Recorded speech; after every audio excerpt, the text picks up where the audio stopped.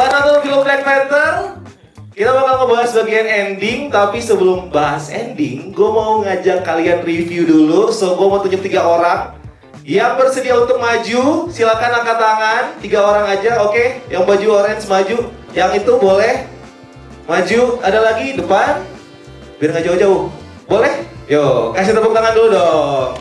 Ya, sambil nungguin yang lain maju, bisa naik ke sini ya. Gua mau say thank you buat pihak-pihak sudah mendukung acara ini.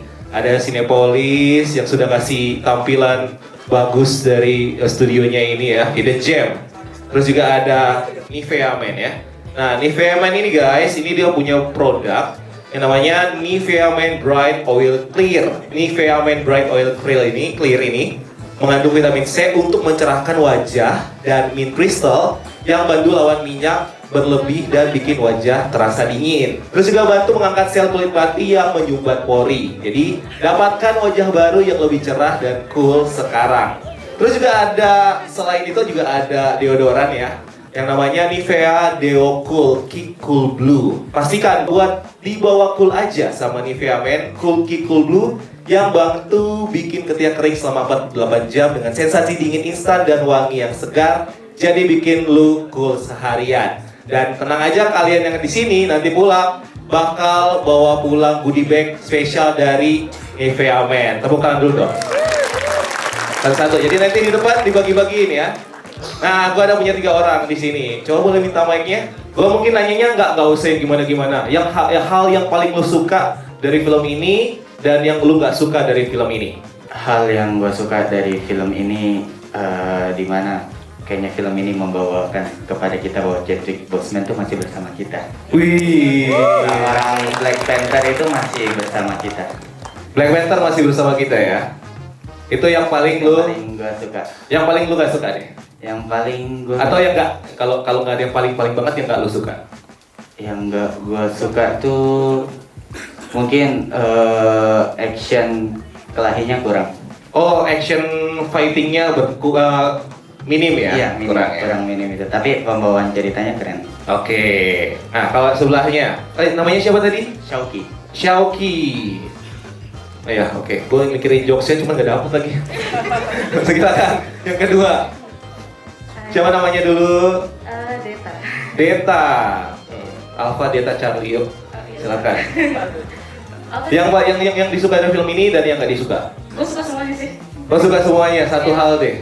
Kayak masih ngerasa siapa yang salah itu masih kayak sini. Nangis. Ini kayaknya berkaca-kaca. Nangis ya. Nangis gue nangis. Oh, merinding. Mungkin ada ini kali lewat tadi. Enggak ya? Oke, jadi hal yang nggak disuka nggak ada? Gue nonton dari view sana sih, jadi gue agak gitu dong. Oh, Umesh ya kayak langsung di depan mata ya? Oh gitu.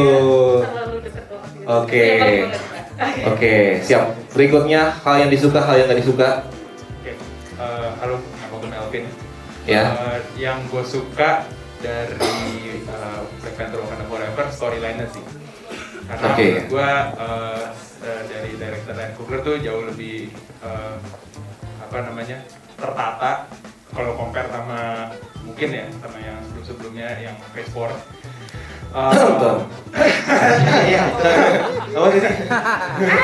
Oke, terus Mungkin yang gua kurang suka sebenarnya perspektif gue sih lebih kayak di saat si Shuri ini kayak ketemu sama Killmonger gitu. Gue berharap kayak ya memang kayak ya bisa lah gitu lo ngelawan Namor dan lo bisa membunuh Namor, cuman kan di satu sisi kan mungkin dia kan diingetin terus sama Mbaku dan juga Nakia gitu loh untuk jangan lo ikutin kata-kata yang lo dengar pas lo minum si herb itu gitu. Dan ya memang mungkin untuk melanjutkan ceritanya ya supaya Namor mungkin masih akan lanjut di phase berikutnya gitu kan, makanya dibiarkanlah hidup gitu.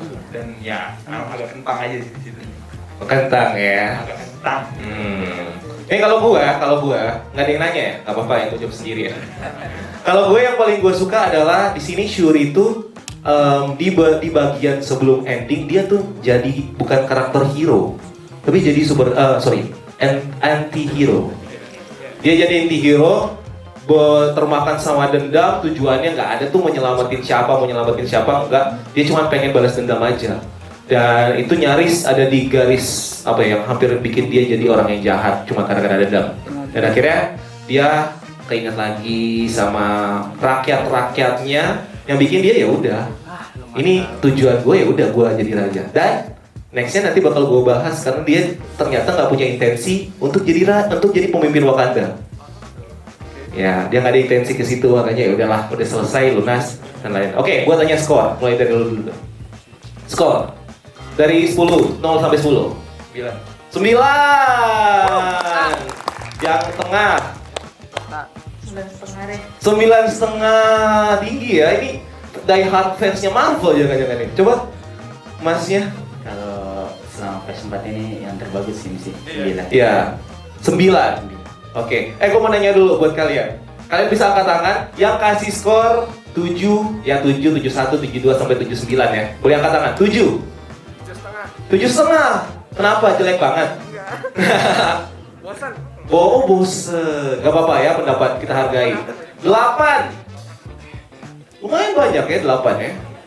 Ini pasti lebih banyak lagi. 9. Oh, 9. Lumayan. Nih berarti lebih banyak lagi dong harusnya. 10. Perfect.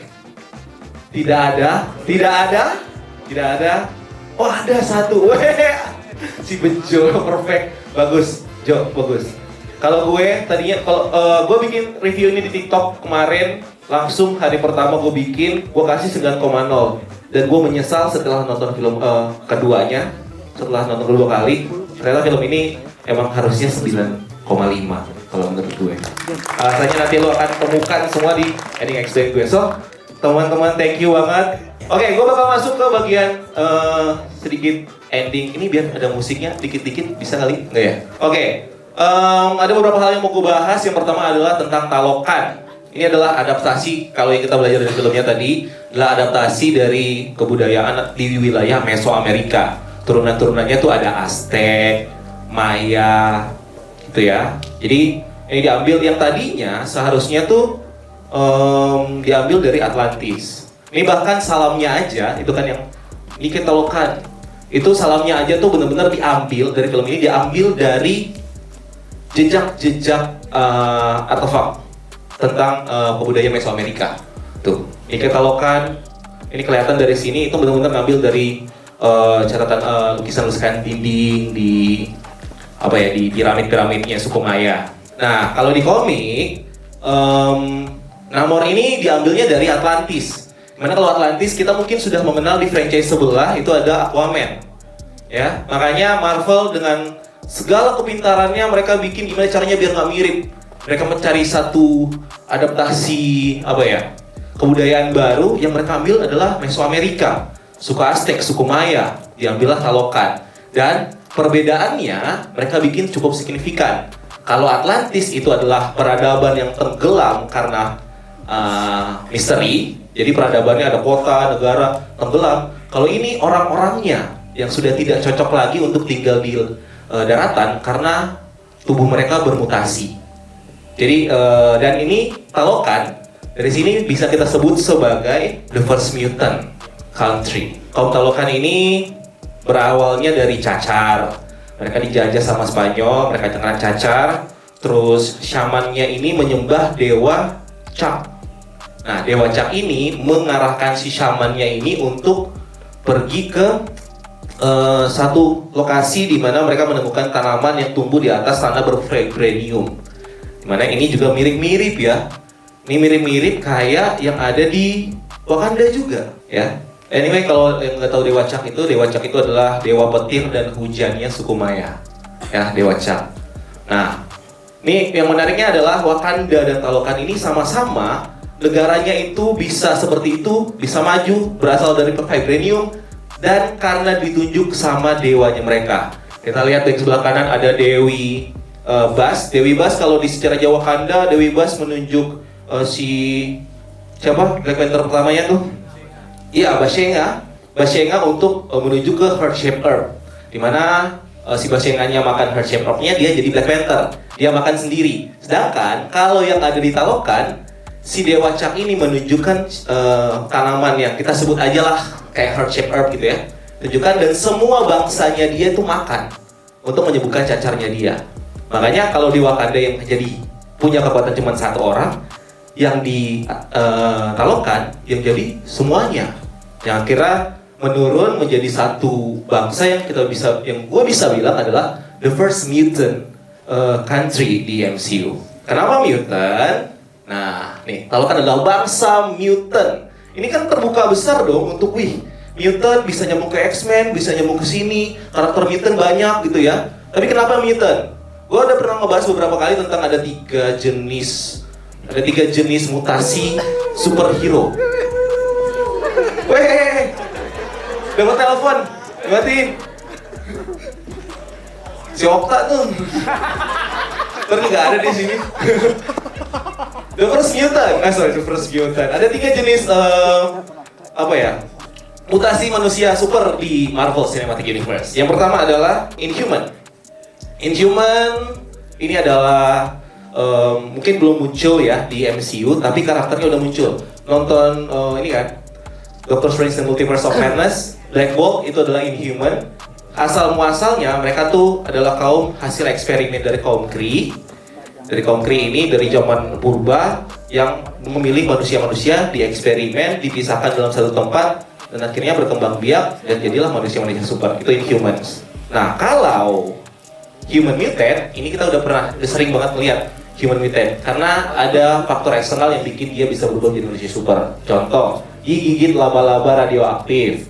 Contoh, disuntik Super Soldier Serum. Nah, itu membuat jadi Spider-Man, jadi Captain America gitu. Nah, sedangkan mutant ini diturunkan dari genetika, dari darah, dari keturunan. Makanya orang-orang yang sudah terlahir dengan genetika tertentu ini disebutnya mutant nantinya di MCU. Makanya Kamala Khan, nonton Miss Marvel kan? Kamala Khan yang ada di series Miss Marvel disebutnya mutant karena dia turunannya memang dari nenek moyangnya itu dia tuh udah dapat powernya dari emang genetikanya dia. Makanya dia disebut mutant, bukan disebut sebagai Inhuman. Walaupun sebenarnya ada perbedaan tipis-tipis di situ. Nah, itu artinya Talokan ini adalah bangsa yang terlahir dengan mutasi yang berbeda yang membuat seluruh orang-orang yang ada di Talokan ini adalah mutant. Dan Namor kenapa dia bisa berbeda ya karena memang faktor-faktor lain aja. Yang pasti yang lain cuman bisa nafas di air. Kalau Namor ya dia bisa terbang, ada sayapnya dan lain-lain. Nah, bedanya sama Miss Marvel tadi gue udah bahas ya. So ke depan kita bakal menemukan lebih banyak lagi orang yang bakal terlahir seperti ini. Karena kita udah lihat ada banyak kan orang-orang yang di human mutate di film-film yang kita tonton sebelumnya. Ketika mereka punya anak dan ternyata punya power, dapatnya jadinya mutant. Karena terlahir dari genetika yang dibawa sama orang tuanya. Jadi more mutant will be introduced di Marvel Cinematic Universe. Oke, nextnya gue bahas apa ya? Valentina Allegra de Fontaine. Ada yang kenal sama karakter ini? Kak Valentina Allegra de Fontaine ini adalah di sini menariknya dia jadi director CIA. Ya, director CIA. Dia tuh kalau dia jadi director CIA, dia punya power yang lumayan, punya influence yang lumayan besar untuk bikin apapun. Dia pertama kali muncul di series The Falcon and Winter Soldier. Dia merekrut John Walker, di mana John Walker ini adalah Kapten Amerika baru yang ditunjuk pemerintah tapi ngaco, dan akhirnya setelah dipecat jadi Kapten Amerika dia direkrut sama Valentina Allegra de Fontaine atau Val. Yang kedua, dia muncul di film Black Widow. Dia memberikan misi sama Yelena Belova untuk membunuh Hawkeye, di mana proses dia mengincar Hawkeye kita bisa lihat di series Hawkeye. Dan kita bakal melihat dia bakal membentuk yang namanya Thunderbolt. apa? Thunderbolt yang isinya ada Ghost, ada John Walker, ada Bucky, ada Yelena Belova dan lain-lain, dan bakal dibikin sama dia. Ini kalau kita lihat ketika si Val ini punya power, ini jadi bakal mirip-mirip kayak ini ya. Kalau di franchise sebelah Amanda Waller, mirip-mirip lah. Jadi kita bakal lihat ya, mungkin kalau Amanda Waller dia pakai kriminal, kalau ini dia pakai janji-janji atau dia pakai misi aja, dia nunjuk orang yang benar-benar nggak yang punya pure heart banget gitu untuk menjalani misinya. Jadi tunjuk aja gitu orang-orang yang ada di sini. Nah, karakter lain selain Val yang ada di CIA yang juga sebenarnya punya pengaruh adalah Sharon Carter. Sharon Carter dia direkrut lagi masuk ke CIA, tapi dia punya misi di belakangnya, dia punya tujuan. Dia mau dagang senjata. Sharon Carter kalau di series The Falcon and Winter Soldier terungkap kalau dia adalah power broker. Jadi dia punya misi di CIA nih. Dia mau ngincer senjata-senjata yang ada di situ buat dijual. Ketemu sama Val. Kita nggak tahu tujuannya Val apa. So next kita bakal ngelihat entah mereka berdua bakal punya satu misi yang sama atau punya tujuan yang sama dan collaborate, atau kita bakal ngelihat dua pihak ini bakal beradu tapi dua-duanya nggak punya tujuan yang benar. Jadi kita tuh nggak bakal tuh ngelihat kayak hero lawan villain loh. Kita bakal lihat villain lawan villain. Mungkin si Sharon Carter emang tujuannya senjata, mau nyelupin senjata, si Val tujuannya kita nggak tahu mau ngapain gitu, dan akhirnya kita bakal lihat dua karakter ini bakal beradu, entah bakal kayak gimana bentuknya nanti di next project. Yang pasti next projectnya dia kita bakal melihat dia di Secret Invasion dan di Armor Wars. Secret Invasion tahun depan sebentar lagi. Ada hubungan nggak sama CIA? Pasti ada. Terus juga di situ si ini juga bakal muncul ya, si siapa tadi yang dibebaskan? Ya si Ross yang dibebaskan, itu juga dia sudah fix bakal muncul di Secret Invasion. Jadi nggak menutup kemungkinan kalau kita juga bakal melihat Valentina Fontaine atau Val dan bahkan Sharon Carter. Armor Wars adalah series yang menceritakan bagaimana mereka akan mempertahankan senjata-senjata, teknologi-teknologi yang jatuh ke tangan orang yang salah. Secret Invasion 2023 dan Armor Wars itu di 2023 atau 2024. Belum dapat tanggal fixnya. Dan oke, nextnya ada Riri Williams. Riri Williams ini sayangnya di film ini tuh dia nggak boleh bawa vibranium ke luar Wakanda ya. Itu yang agak disayangkan sih. Tapi bukan berarti dia nggak bisa bikin suit yang lebih bagus. Dia punya pengalaman yang oke banget membuat suitnya dia Mark II yang sekeren itu, dan kita bakal melihat Mark III-nya udah ada bocorannya. Kayak gini. Ya, iya jelek, gue tahu. Karena kenapa? Ketika dia bikin yang pertama kayak gini, terus dia bikin yang kedua dengan teknologi, semua resource bisa dia ambil seenak-enaknya dia pakai vibranium kuat. Ketika dia balik lagi ke tempatnya dia nggak bisa pakai vibranium, dia bakal pakai alat yang ada, tapi dengan experience yang dia punya waktu ngebangun suit Mark II. Jadi yang kita lihat Mark III tadi, ini nanti nih, yang mungkin ya bahannya besi biasa atau apa, ini bisa secanggih yang ada di Mark II ini, walaupun bahannya bukan vibranium, atau bahkan bisa bahannya yang lain ya, ada mantium kali. Aduh, gitu, kurang lebih. Oke, nextnya ada Midnight Angel. Ini juga gue singgung-singgung sedikit ya.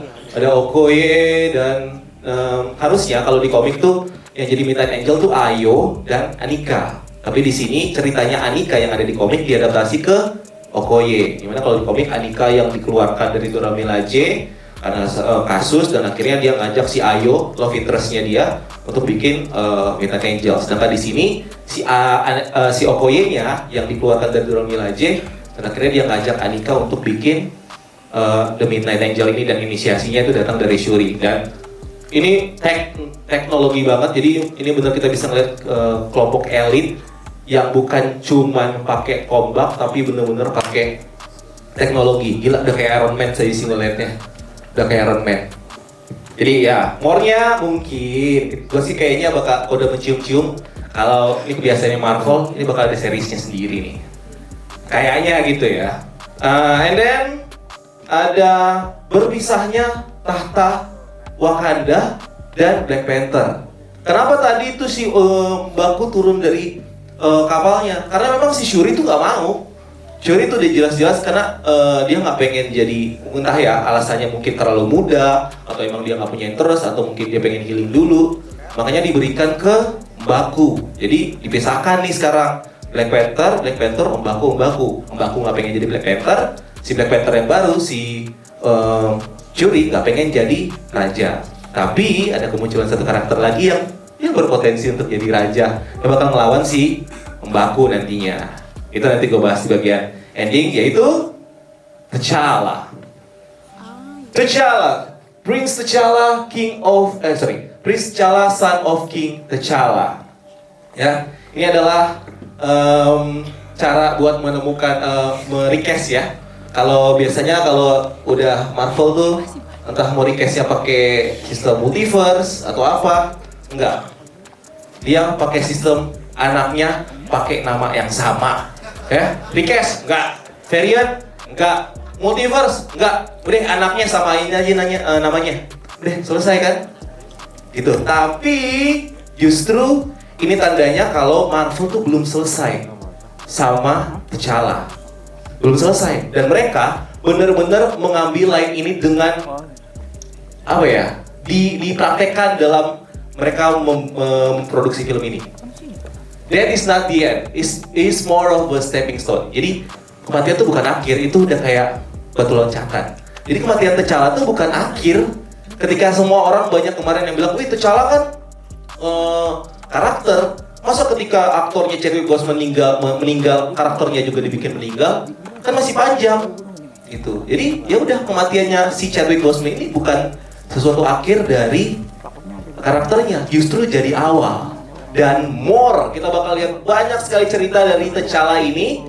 Makanya mereka belum selesai sama ini, sama karakter T'Challanya, karena T'Challa tuh dia punya istri namanya Ororo alias Storm. Nah, Storm ini adalah salah satu member X-Men Mutant. Jadi udah kalau bisa di komik kayak begitu ya. Jadi bisa kita simpulkan dari sini kalau berarti sengaja nih si T'Challanya dibikin anak kecil lagi biar masa depannya pasti panjang. Ujung-ujungnya ya kita bakal melihat mungkin beberapa storyline ini. Avengers vs X-Men. Nanti si mereka bakal punya anak mutant. Terus mereka juga bakal berantem sama Fantastic Four mungkin ya karakternya. Dan yang pasti kita bakal melihat X-Men ke depannya dengan clue ini. Kenapa? Tapi nextnya tuh masih di Mutant Saga. Kita bakal menghabiskan multiverse saga dulu ya sampai Kang Dynasty, Secret Wars. Baru setelah itu gue yakin kayaknya ya ini baru deh dimunculin yang namanya Mutant Saga. Karena apa?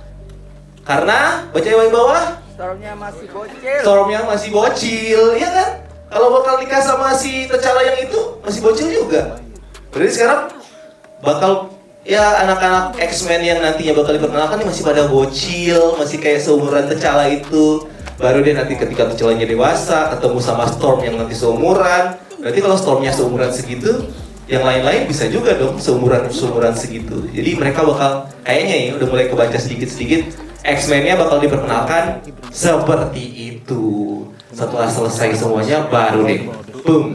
Nih X-Men yang muncul satu-satu dibentuk, mungkin dibikin kayak benar-benar kayak si X-Mansion tuh a school of youngster, gifted dan lain-lain, benar-benar anak-anak muda. Jadi dimulai dari nol, bukan karakter yang udah eksis kayak ya mungkin kita bakal lihat Wolverine ya, Deadpool, tapi itu adalah karakter-karakter yang menurut gue kayaknya masih bakal berhubungan dengan multiverse. Itu aja sih dari gue. Boleh minta tepuk tangannya? Karena gue mau masuk ke bagian Q&A. Ini Q&A-nya tuh bukan gue mau mungkin ada beberapa dari teman-teman yang mau bertanya. Dan kalau ada yang mau ngejawab juga boleh. Jadi yang nanya sama yang jawab nanti kita kasih merchandise. Ada yang mau nanya? Ini keren juga loh, kita bisa 245 seat nih. Boleh nggak kasih tepuk tangan lagi buat kalian-kalian? Men kita bikin lebih gede lagi, nggak sih? Pasti. Hari pertama nggak sih? Oke, pertanyaannya. Oke, cek. Nama gue Eki ya, dari Jakarta Timur. Wih, oke. Pertanyaan yang pertama.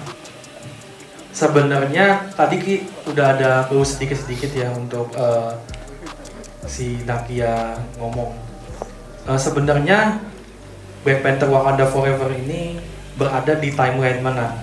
Jadi di antara film apa atau setelah film apa? Terus yang kedua, tadi di ending juga kita ngelihat Namor bicara ya sama Namora. Sebenarnya si Namor itu masih punya niat terselubung nggak sih sama Wakanda? Itu aja. Thank you. Ada yang bisa bantu jawab nggak? Oke, kalau melihat dari clue si Nakia ya tadi timeline ini after Infinity War. Oke. Kalau- After Endgame. Iya, ini after Endgame. Karena ngelihat tadi perkiraan umur si T'Challa Junior tadi sama waktu pas dia bilang kejadian Thanos tuh, itu kan di tahun 2018.